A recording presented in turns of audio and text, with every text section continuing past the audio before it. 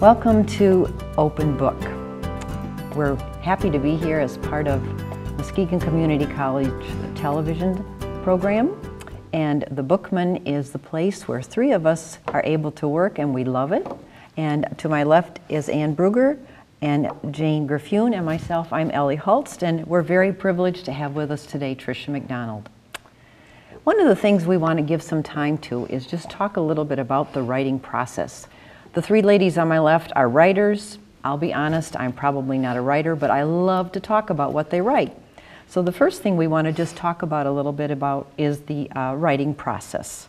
What does the writing life look like for each of you? And Jane, I'm going to give you a chance to start. Okay. One of the benefits of being a writer, there's a bonus for us, or for me, working at the Bookman, because I think for writing you need to read, and you need to read and read and read all the time. Not just in the genre that you're writing in, but in a lot of genres. So the Bookman and my co-workers and I, we talk about books a lot, and that's a big important thing for writing. I also think that people who write need to remember that it's going to take a lot of solitude, at least for me, when you ask what's the writing life like.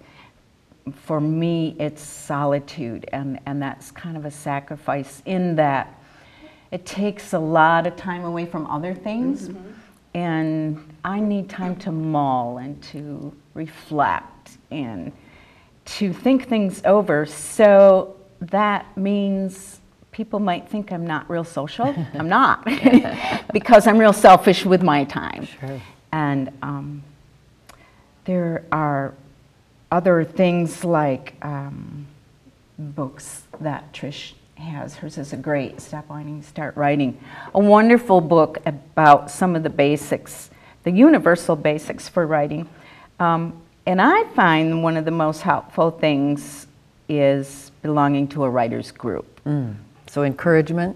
Yes, encouragement, honest critique, true critique. I belong to two writers group. One meets once a week and one meets once a month. And if you want to be a writer, you need that objective other person's opinions and experience. Ann, does yours look like that? Yes, mine looks like that in many ways. I agree with the reading. I'm a voracious reader, and I always have been. As far as my own personal writing life, I finally have gotten to a space in my home where I have fewer distractions. I've tried different places, and when I'm near a telephone or a dirty kitchen, I can't write very well. So I have now honed my little space with all my favorite sayings and pictures and things that just make me have that level of comfort, which sometimes can just trigger my writing spirit. And I agree wholeheartedly with Jane that it's very important for a writer to be among other writers and to get feedback.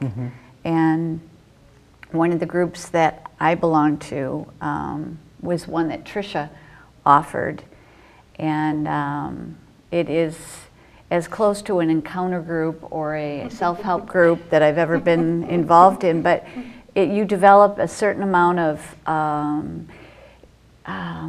camaraderie with the other writers, as well as a personal relationship with them, because you often, especially when someone writes a memoir like as I do, you share some of the most intimate times in your life with those people, and it becomes a real bond and definitely of encouragement. So yes, I would agree with everything that Jane said. Tricia, not only are you an author, but you are a teacher of writing and a publisher. Yep. And so for what we've mentioned so far, can you add some things that are like your life? Well, I would completely agree with Jane and Ann on everything that they've said. Writing groups, I think, are essential. I think what's really important with a writing group is that you feel safe. Oh. That's a big thing. Different writing groups are going to offer different things, but the fact that you feel safe, because if you don't feel safe, you're not going to really open yourself up to the group with your writing. So that's like number one. A lot of times as a writing coach, when people come to me, they say, I don't have time to write. And my encouragement is that you write 10 minutes a day. Oh. A couple of reasons. Practical. Right. One reason is because everybody can fit 10 minutes a day in. If you sit down to write and you think, I have to write for an hour today, something's going to interrupt it and you're not going to write. If you say, I need 10 minutes, you sit down and start writing. After 10 minutes, you can be done. More often than not, you write for 10 minutes and then you're into it and you're going to keep going. It's just getting past that mental block that, you know, I have to write for 2 hours or 3 hours. So 10 minutes to get going. For me, a lot of times my writing, the way I write, it depends on if I have a deadline. Oh. If I have a deadline, then I'm sitting down and writing. Okay. If Then I you're don't, okay with more. Yes. Yeah. If I don't have a deadline, I really sometimes have to push myself because a lot of times writing goes to the bottom of our list. Oh, and unfortunately, that's just the way life is. But so bumping it up on that list is really helpful. So 10 minutes, sit down, start writing, and get going. Okay. Well, one of the things we have a chance to kind of preview, because you're the author as well, is the book that you wrote called Quit Whining and Start Writing. Yeah. What would be a couple of things that you'd really like us to hear about from that? Well, I wrote Quit Whining, Start Writing because I have a ton of writing books. Every time a new writing book comes out, I buy it. And a lot of those books are still sitting on my bookshelf unread, as I'm sure you guys can agree. You have probably some of those as well.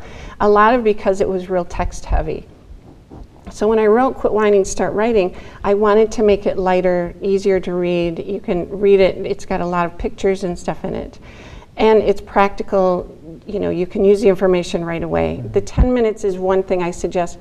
Another thing that I think it's really important for writers to understand is the crappy first draft, okay? That first draft, you can't do anything wrong in a first draft because what you write, that first draft is not going to be what's on the shelf or in the magazine or in the literary journal. You're gonna go back and edit it and edit it and edit it. When we try to write something perfect the first time, we've got our editor's hat on and we're just gonna keep going backwards and backwards. And when you're writing, you need to be moving totally forward. Every movement has to be forward. I actually learned that from Dennis Foley, who's an author, and he teaches classes. I took an online class.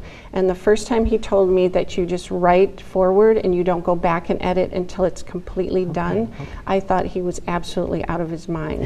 How do you do that? How do you write, especially if you're writing a memoir or a novel that's a longer piece, how do you not go back and edit before you go forward?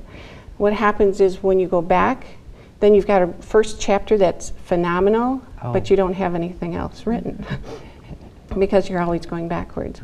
So the 10 minutes a day and then the crappy first draft and writing it all the way through without going back, I think are what I try to stress the most. And then it's got a lot of different other suggestions on characters and plot and pretty much what you need to kind of get going. Okay.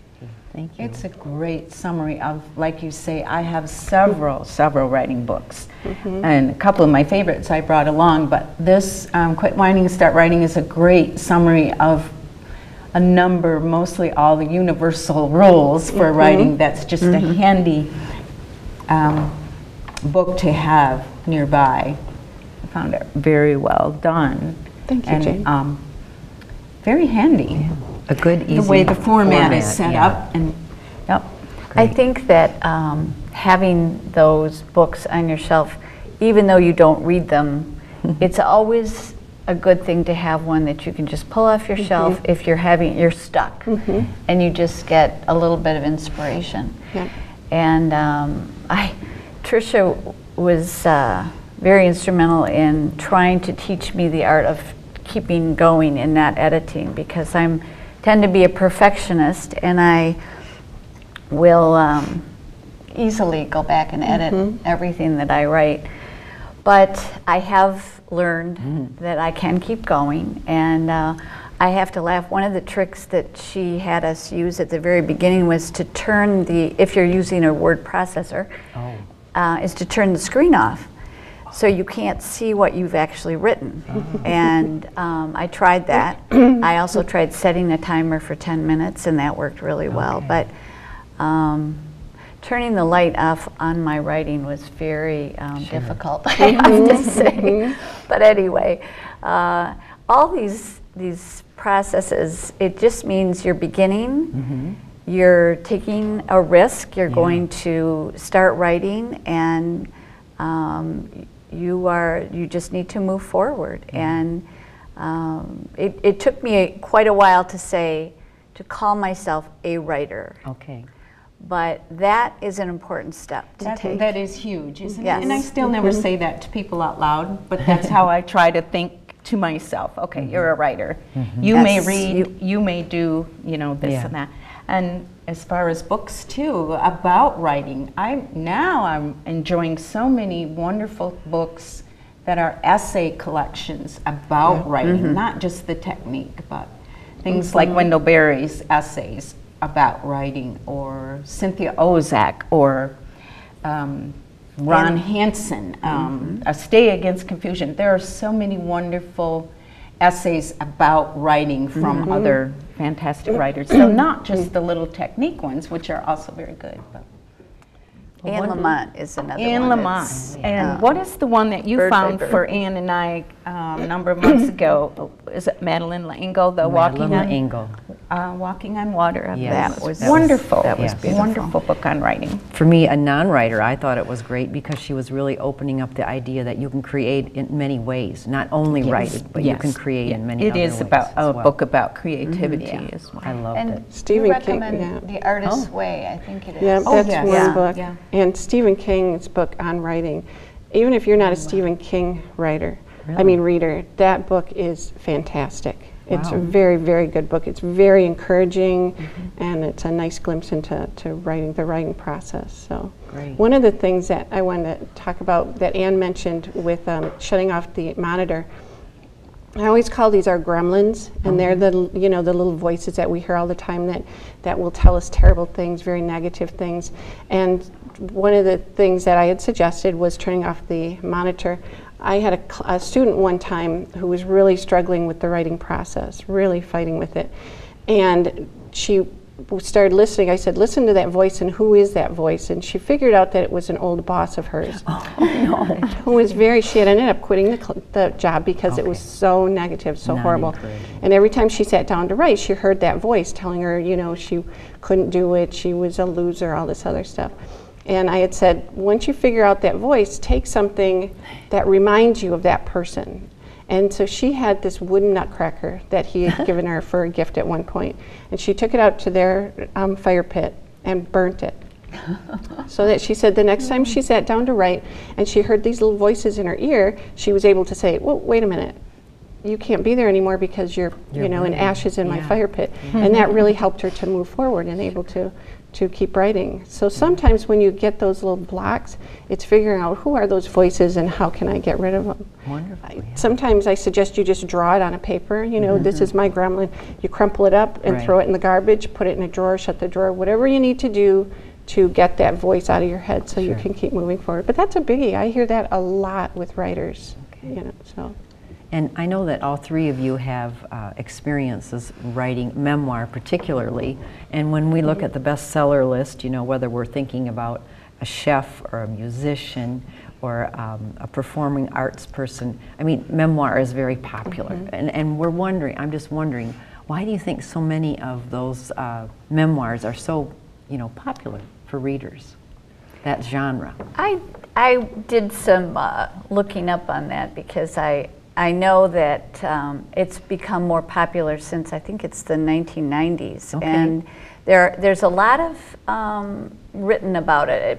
People or publishing is curious about it, and I was reading in the New Yorker from Daniel Mendelsohn was speaking about it, and his definition of a memoir was a literary form that exposes the author's life without the protective masks afforded by fiction. And I think we've become more, I hate to think of it that we're all voyeurs, that we all only watch reality TV, but I do think there is something about that, that readers are longing to know the truth. They don't want something that is necessarily masked. They really want to know the truth. And memoir affords that, and memoir can also be very narcissistic, but it can also help the reader see that someone else has lived through a challenge and come out on the other side. And for being a non-writer, when someone writes and you connect to what they're writing, it's as if you're saying, oh, that person put into words how I felt, but I never knew what that was until I read it from so-and-so's pen. So, you know, that part is very true. I think that, well, I find it interesting in today's market, and by that I mean the last year or so. I recently queried an agent and got a rejection, and she kindly wrote on there, it was kind, you know, memoir is very, very difficult to get published unless you're a celebrity or a sports figure or a politician. And yet I still believe, as you say too, there's just a lot of readers who look for that unmasked truth. There's wonderful fiction that sometimes tells the truth better than some memoirs. But there are many, many readers who just prefer the straightforward. There's a certain validity in a memoir that a reader expects, and I think that's rightly so. Let alone the insight and encouragement from the author. And some people just like to know the scuttlebutt. I mean, That's true. But I think the reason I read memoir, I write memoir, but the reason I read memoir myself is because of the old truth is stranger than fiction. I mean, there are events in life that you just can't make up. And so it's like, who could make up this stuff? You know? So that's the reason I read memoir. It's still a going genre. Right. I wonder, does each of you, maybe not each of you, but I would imagine there's some place where you find a little inspiration, like perhaps you've read someone and you've thought, you know, I'd like to share some of these things on paper. Is there anyone that perhaps you look at as someone who has, you know, kind of inspired you to come out and write? And Tricia or Jane or Ann, I don't know which one of you would like to respond to that. For me, I mentioned its name, that Dennis Foley. When because I was kind of playing around with wanting to write. You know, I've always enjoyed writing, but boy, do I want to do this, you know, as a profession. And so I did take a couple of his novel classes. And because he was so encouraging and what he was teaching was made so much sense. It wasn't these huge words that I, you know, had to try to look up in the dictionary and try to figure out what that meant. And he was very, you know, down to earth. He was really encouraging. I've never met him in person because these were all online classes. But he was very encouraging to me to, you know, do this, jump in, get going, write, and then rewrite. And you know, it was novel writing classes, but I took what I learned from there into other genres as well. And then also the Stephen King's book and other, you know, books that I've read about writing that were just, do it. It is nice to have a person. That is very encouraging. And with my clients, I think that's a big part of it. It's just that someone there that says, yeah, you can do this. Even when you feel, I mean, you and I have dealt with each other, you know, even when you feel like, oh my gosh, this is horrible, this is terrible, I can't write, why am I bothering with this? And, you know, to have, oh, wait a minute, let's look at this. Okay, now let's keep going forward. So maybe that's why in the acknowledgement that is frequently included in books that we read, we get a glimpse of what that author particularly was inspired by. And most of them, they include it. And most of them thank their writing groups. If you look through there, most of them and thank their writing groups. Absolutely, that is true. They're so important. I mean, I can be discouraged by not reaching the ideal goal that I have, like I want to be the next Michael Chabon. Well, that's not going to happen. But a writer's group can tell you, okay, so you're not the next Michael Chabon. This is worthwhile material. You should continue with it. Oh, and like you said, also the writing group can say, don't try to be so writerly. You don't need all these big Literary, words. And yes. Right. Just tell the story, plain, simply, straightforward. Yeah. Yeah, I think if you don't have a writer's group to point out, even though you know you need to do that, that you're not doing it or you are doing it, a writer's group is so helpful that way. My inspiration for writing memoir, or writing period, came from a class I took in education psychology at Hope College, and my professor, we had to write response essays to some of the things that we were discussing. And I was able, because I was a student at an advanced age and didn't quite fit into the regular non-traditional. Thank you very much. Often I would relate stories about my family, my children, and I had just an incredible amount of information and material that I could relate to, and so I felt very fortunate about that. But that triggered, making those connections triggered something in me, and it made me want to continue doing that. And I ended up writing more personal essay stories, and then was able to eventually write for the Grand Haven Tribune, which was a wonderful thing for me. It was just a real benefit. It gave me a deadline, and I just an 800-word limit, so I had to be careful about that. But that was the original impetus for my writing, was making the connection with something in real life that meant something to me. With Tricia's classes, she started us writing about, she would give us some prompts, and they would be something as small as, I think there was one with a pillow. And I immediately remembered a red and white satin pillow that my grandmother had on her couch.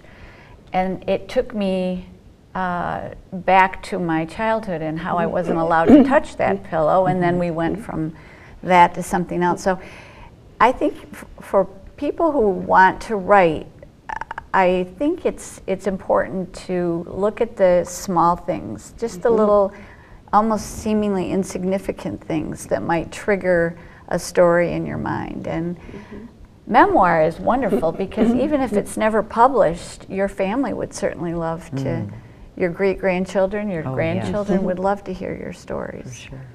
Well, thank you guys so much. We really appreciate that we were able to share this with you on Open Book.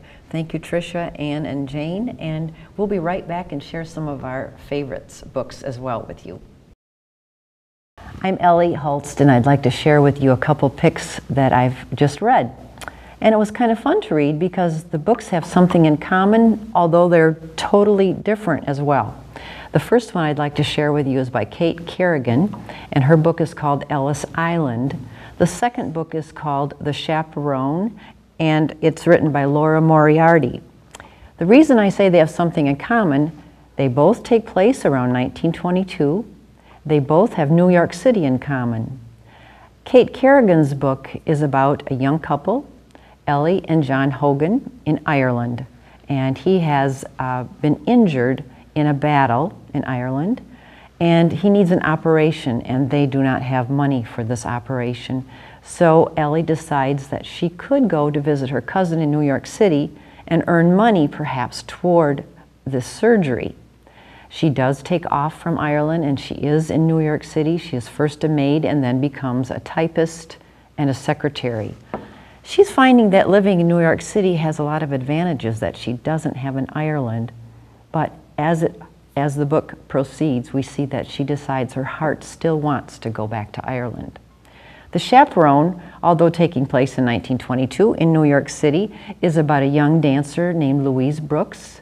And just to let you know, Louise Brooks is actually a person who did leave Kansas and come to New York City and become a silent movie star. The story is really a little bit more about the chaperone, Cora Carlisle, who comes with her. Cora has a connection also to New York City. She's one of the young people that was taken out on the trains from New York to the Midwest and was adopted from one of these orphan trains. And she wants to know a little bit about what life could have been like. Could she find out about her relatives and parents? The last book I want to share with you is a children's book. The author is Elisha Cooper. He's written many wonderful books. One is The Beach, one is The Farm, and the newest one is called Homer. Just envision the front porch of a house that's on the Cape Cod coast. Homer is just sitting there. People come by and say, "Homer, you want to play catch?" Homer just looks at him and goes, "I just want to sit here." "Homer, you want to go walk on the beach?" "I just kind of like sitting here on the front porch." And there is a little change in the story that I don't want to give away, but Homer's just a lovely story to share with someone on your front porch. Thank you for sharing books with us at Open Book. Hi, I'm Jane, and I also work at the Bookman. I wanted to recommend two books for you today. The first one is Open City, and it's by Teju Cole, a new writer. The Daily Beast calls Open City the best debut of 2011. As a counterpoint to his busy hospital schedule, a young Nigerian doctor lives in New York and he wanders the streets of Manhattan. Over time, among countless faces, Julius encounters people from different cultures and different classes who provide him with insight into his struggle with isolation. Open City is a haunting novel, and it's about memory and history and erasure. It's very subtle and it's quietly powerful. Beautifully written, and I think you should put it on your must-read list. The other book that I'd like to recommend is one of my favorites more recently, also a contemporary story, The Unnamed by Joshua Farris. This is an engrossing contemporary story about Tim, a 30-something successful lawyer, and his wife, and they are locked in an extreme version of a common familiar conflict, namely the desire to stay together versus a yearning to walk away from their relationship. Tim's affliction, which is a walking compulsion, is not able to be defined by doctors. They can't define it, they can't defeat it. But so it interferes with their relationship in a very, very unusual and yet convincing way. This story is very convincing. It's unembellished, but it's a portrait of commitment and sacrifice. The New York Press says that Joshua Farris' prose somehow manages a distinctly lyrical quality, even as it socks the reader in the gut. And I agree. This is a wonderful story. It's a wrenching love story, and I don't want you to miss it. The Unnamed. Thank you.